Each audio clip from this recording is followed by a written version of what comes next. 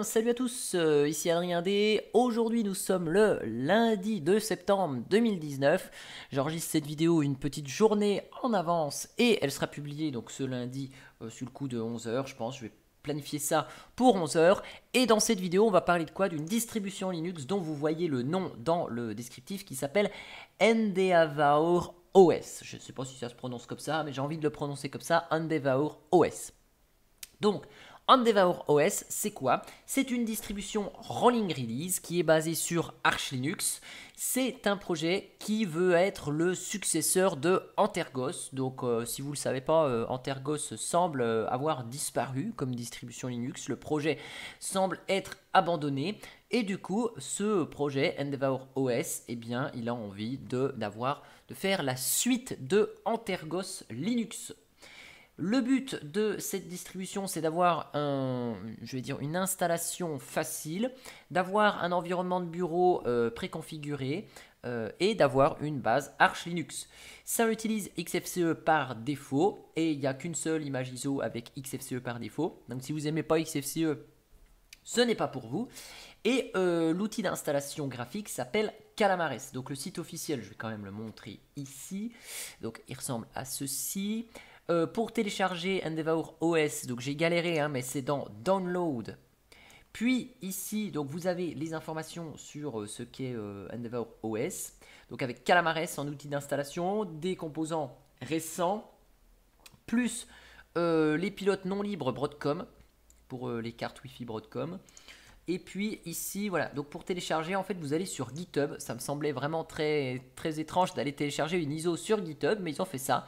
Donc vous avez l'image ISO ici et vous avez la possibilité donc de télécharger le fichier ISO là, directement, les 1,5 Go, ou de passer par le protocole BitTorrent. Donc cette distribution, je ne l'ai pas testée avant d'enregistrer cette vidéo. Donc on va voir ensemble comment ça fonctionne. Hop là.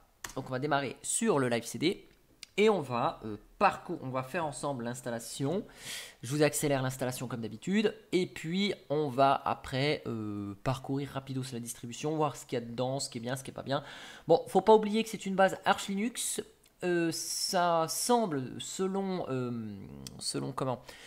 DistroWatch, oh, tiens, système D nous fait un caca nerveux là, voilà, ça semble être selon DistroWatch vraiment une base Arch Linux.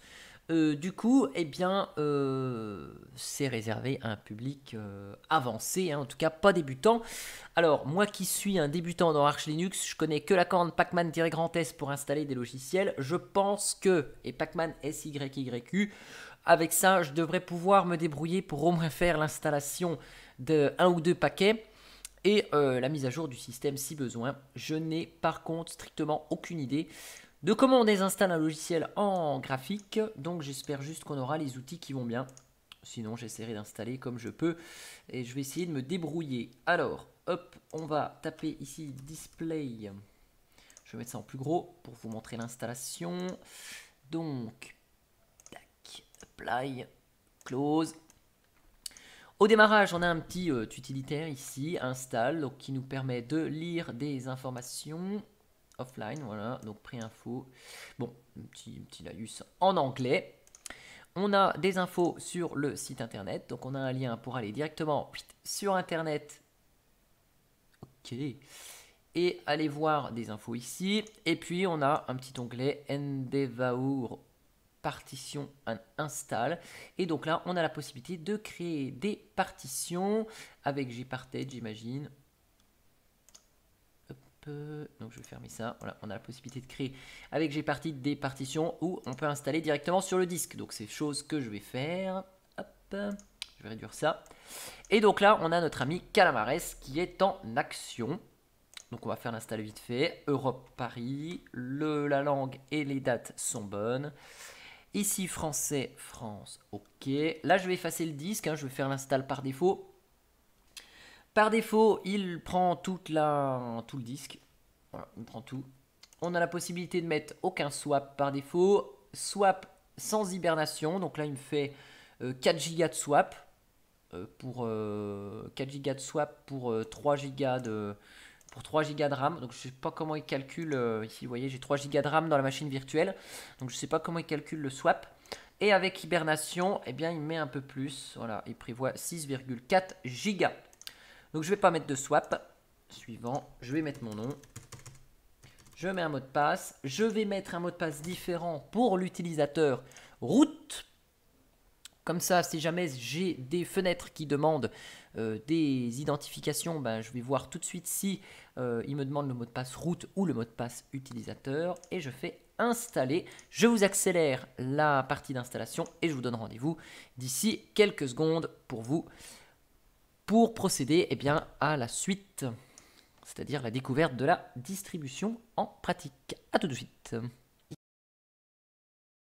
Voilà. L'installation est terminée. Il faut vraiment que j'arrête avec mes voilà. Hop. On va redémarrer la distribution. Et on va tester ensemble un petit peu ce qu'il y a dedans. Faire le tour. Joli écran de démarrage avec Grub. C'est beau. Et nous voici. J'ai pas dit nous voilà, j'ai dit nous voici. Je vais changer de mot. Sur l'écran de connexion LightDM. Et on semble reconnaître ici notre thème favori, celui que j'utilisais en tout cas sur Maté, qui s'appelle Arc, le thème Arc. Alors par contre, il ne semble pas y avoir les additions VMware. Alors je vais aller dans écran, affichage, et je vais mettre quelque chose d'un peu plus grand, appliquer, fermer. Donc XFCE ici, on l'a dit, XFCE 4.14. Là, on a eu une notification des mises à jour. Alors je ne suis pas un expert de Arch Linux, mais ici on a la possibilité d'avoir, de faire les mises à jour, d'installer les mises à jour. Donc je vais les faire ici. Là on va voir si c'est le mot de passe root ou utilisateur. Je mets le mot de passe utilisateur. C'est le mot de passe utilisateur. Je ne suis pas un expert Arch Linux, encore moins je connais leur logiciel spécifique, même si je m'intéresse un petit peu de temps en temps à ça. Et donc là on voit que c'est le logiciel Calu. Donc je ne connais absolument pas ce logiciel Calu. Voilà. C'est lui qui permet de faire les mises à jour. Ok, bon. C'est une nouveauté, je ne connais pas ce logiciel. Donc là, il télécharge visiblement les paquets dans l'ordre qu'il souhaite. Depuis cet utilitaire, donc on peut gérer des préférences. Préférences de Calu, voilà, nouvelle Arch Linux. Donc on peut ici avoir des infos sur les mises à jour de paquets, mise à jour de paquets AUR. Donc il supporte AUR par défaut. Cet outil, on peut cocher les nouvelles Arch Linux. Donc, vu que c'est une base Arch Linux, je rappelle ici, on a ici un truc qui s'appelle afficher les nouvelles Arch Linux. Donc, ça veut dire que, j'imagine, ça va nous afficher le site web avec les infos manuelles à faire sur Arch Linux. Donc, c'est pas mal. On a une Arch Linux de base, donc on a des infos assez simples d'accès pour voir les éventuelles mises à jour manuelles à faire. Et donc là, on peut même cocher pour dire, bah voilà, pendant une vérification automatique, s'il y a des nouvelles, il y a des actions requises à faire, eh bien, on peut avoir une notification, j'imagine. Nouvelle, donc là, ça va nous ouvrir avec XDG Open, donc le navigateur par défaut. Mise à jour, lancer Calu, d'accord. Donc on peut paramétrer ça, surveiller, AUR. Ici, donc ça fait appel à l'outil Yay pour installer en ligne de commande, donc pas Pacman mais Yay pour supporter AUR, nickel, divers, afficher une notification. Donc il y a 2-3 petites bricoles sympas. Visiblement, on ne peut pas installer de logiciel via cet utilitaire Calu. Donc là, on a la gestion du son, la gestion de la batterie, le réseau, ok, la petite cloche qui va bien. C'est du XFCE, donc là, bon, il n'y a pas quelque chose d'extraordinaire. Le menu ici, donc c'est pas le menu par défaut de XFCE, c'est pas une expérience par défaut d'XFCE. C'est donc XFCE, ok, et le menu ici, c'est le menu Whisker. Voilà, c'est pas le menu traditionnel de XFCE. C'est pas la présentation traditionnelle de XFCE avec la barre en haut et le dock en bas. C'est une présentation, on va dire, à la Mint. C'est ce que Mint propose plus ou moins. Côté logiciel, donc on a des utilitaires ici, très bien. Software token, je ne sais pas ce que c'est. On n'a pas de suite bureautique. En développement, on n'a pas grand chose. On a juste une visionneuse d'images. C'est le strict minimum. Firefox comme navigateur web. GFTP qui est un peu vieillot. transmission pour des clients BitTorrent. On a Parole, donc le gestionnaire, enfin le lecteur multimédia de XFCE avec XFBurn pour graver. Ici, dans les paramètres, donc système, on a Gpartid, GR5, HTOP. Ah tiens, on va regarder combien consomme l'affaire là. Hop, fermé. Donc la distribution installée est, je vais dire, fonctionnelle, sans aucune appli lancée. On est à 650 mégas de RAM, donc c'est assez violent. Pour du XFCE en tout cas. Donc ici, je vais fermer ça. On a quoi d'autre? Donc on n'a pas vraiment d'utilitaire comme Manjaro, vous savez, pour paramétrer le logiciel, enfin le système. Je vais aller ici dans les paramètres. Donc apparence, c'est bien Arc Darker, le thème. On a les icônes Arc et le contour de fenêtre, ça doit être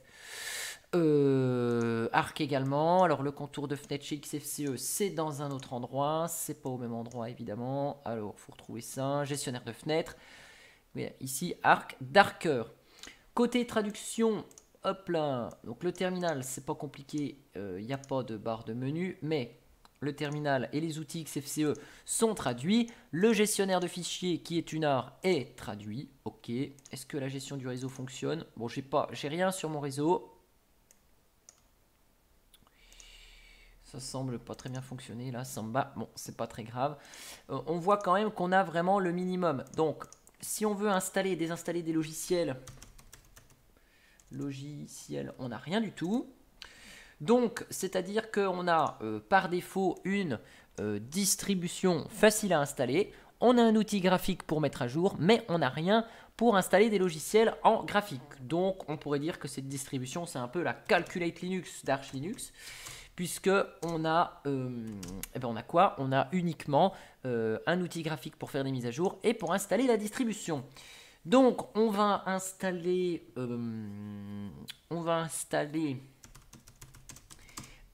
PAMac AUR, par exemple, qui n'existe pas. Alors, PAMac AUR.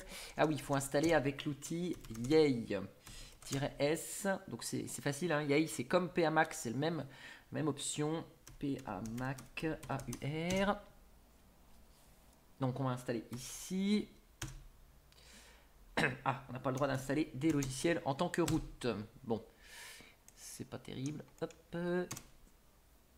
Donc là, on va faire PAMac AUR. Yes. Donc là, je vais faire installer tout, puisque je ne sais pas trop. Hop. Donc là, c'est quoi ça? Ok, c'est un diff. Donc je m'en fiche. Yes. Oui. Bon, désolé, hein, je ne suis pas un habitué d'Arch Linux. Je vais en profiter d'ailleurs oula.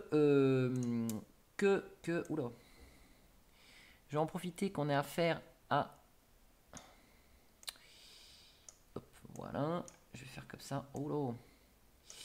Je vais en profiter qu'on ait affaire à une Arch Linux pour vous montrer un truc.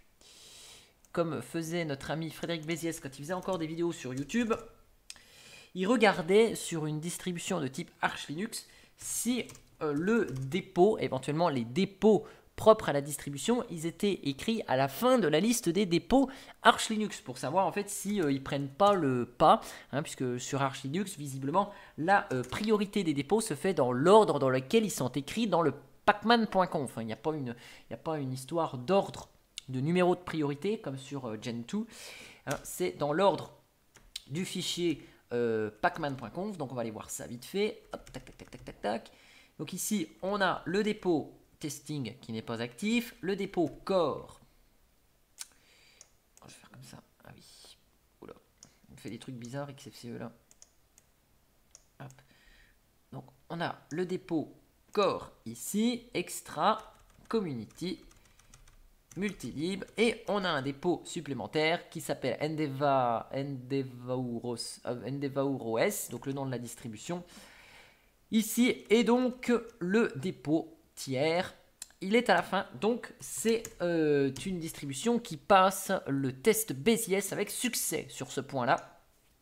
Ça fait bizarre dit comme ça, j'espère que Frédéric, s'il regarde ma vidéo, m'en voudra pas d'utiliser son nom pour les tests, ce test là. Donc ici, j'ai installé PAMac AUR, donc normalement cette fois-ci, PA Mac, je devrais avoir quelque chose de plus sympa. Voilà, pour installer des logiciels, c'est quand même plus cool.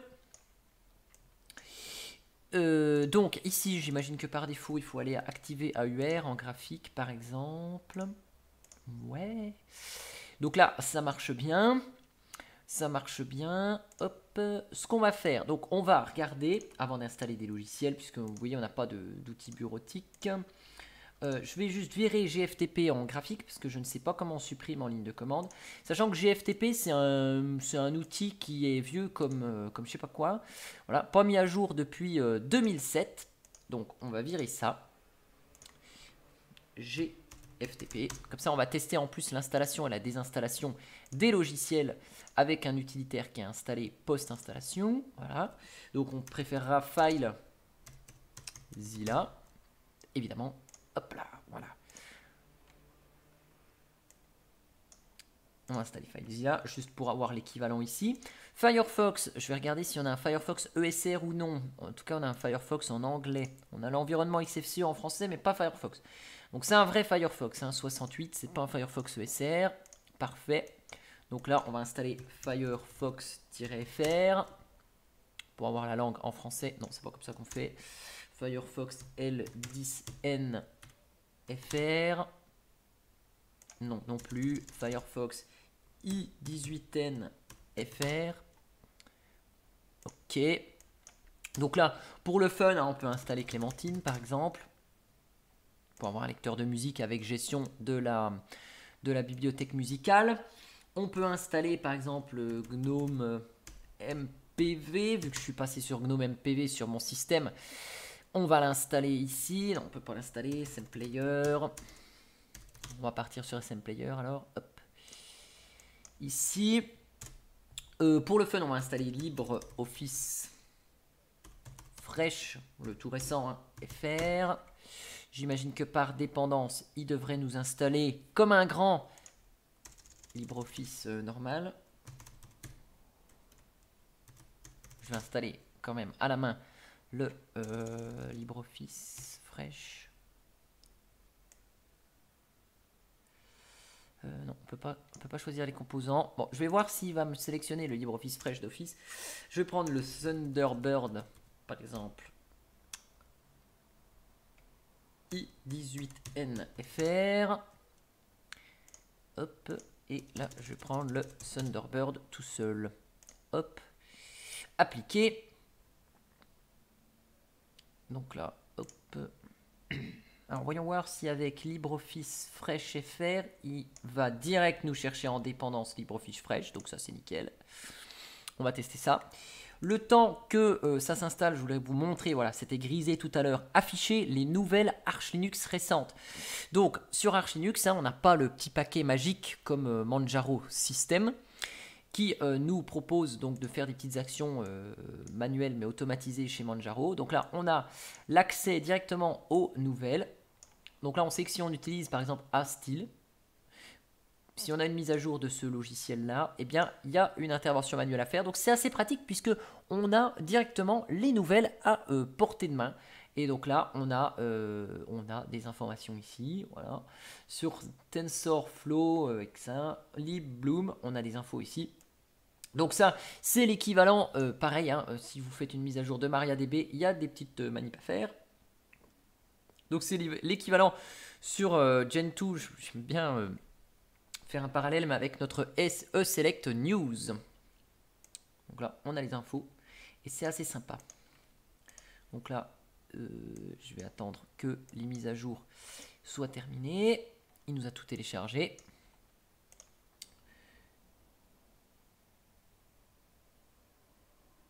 Ici, après, donc côté gestionnaire de paramètres, bah, c'est le gestionnaire de paramètres XFCE. Ici, on a la possibilité, donc maintenant que j'ai installé PA Mac, hein, on a les boutons de PA Mac qui s'affichent ici dans la partie système. Après, on peut toujours changer l'apparence, voilà, si on veut retourner avec du Arc Dark, hop, ou du Arc normal. Bon, on n'a pas beaucoup de thèmes, hein, mais on a du thème si on veut personnaliser le thème. On peut en installer. Le contour des fenêtres, on peut le changer aussi. Hop, alors c'était pas ici, mais c'était là. Si vous voulez changer le tour des fenêtres, On peut personnaliser, il y a quelques thèmes qui sont installés par défaut. Ici, ok. Et puis, donc on va vérifier que les logiciels fonctionnent bien. Après, quid de cette distribution Linux à mettre, enfin je veux dire au fil du temps à jour. Est-ce que ça casse? Est-ce que, bon voilà, c'est une Arch Linux pure souche. Donc évidemment, il faut l'entretenir comme une Arch Linux. On a une Arch Linux avec un outil d'installation graphique, avec un outil de mise à jour graphique. Après, je ne pense pas qu'elle soit destinée à des personnes qui souhaitent débuter dans le monde Linux, puisque Arch Linux est un petit peu réservé à un public expérimenté. Donc là, on va vérifier par exemple que mon LibreOffice fonctionne. Ok, donc là, oh, ça doit être nouveau, ça. Ça doit être nouveau dans LibreOffice 6.3, les petites astuces du jour. Oh merde, j'ai postillonné sur l'écran. Donc LibreOffice, il est là. Hop, qu'est-ce que j'ai installé d'autre? Thunderbird. En multimédia, j'ai installé Clémentine. Hop, voilà. Donc là, on a vraiment tous nos logiciels qui sont disponibles. Clémentine, hop, Thunderbird, donc il fonctionne ici. Thunderbird fonctionne. Et puis, je vais lancer également l'autre logiciel que j'ai installé, SM Player. Ok. Donc là, on a une distribution fonctionnelle qui respecte la règle numéro 1 de Frédéric Béziès, c'est-à-dire le dépôt tiers de la distribution à la fin de la liste des dépôts. D'ailleurs, on va regarder vite fait ce qu'il y a dans ce dépôt. Mais à mon avis, il n'y a pas grand-chose. Juste peut-être les thèmes. Hop, ici. Voilà. Donc on a le système de clés, la liste des miroirs où va pointer donc les logiciels. On a le thème de Grub qui est installé. On a le fameux Calu. Alors ça se trouve, Calu, c'est un logiciel qui est propre à cette distribution Linux. On a YAD ici. Et puis après, on a Yay qui est installé. Donc j'imagine qu'ils souhaitaient mettre Yay directement dans leur dépôt pour éviter d'aller compiler celui d'Arch Linux. Et après, il y a quelques petits outils tels que Inksy, NVIDIA Installer. Tiens, il faudrait voir ce que c'est que ce NVIDIA Installer. C'est peut-être pour aider ceux qui ont des cartes graphiques NVIDIA. Je vais voir comment ça marche. De toute façon, dans la machine virtuelle, ça ne marchera pas, c'est évident. NVIDIA.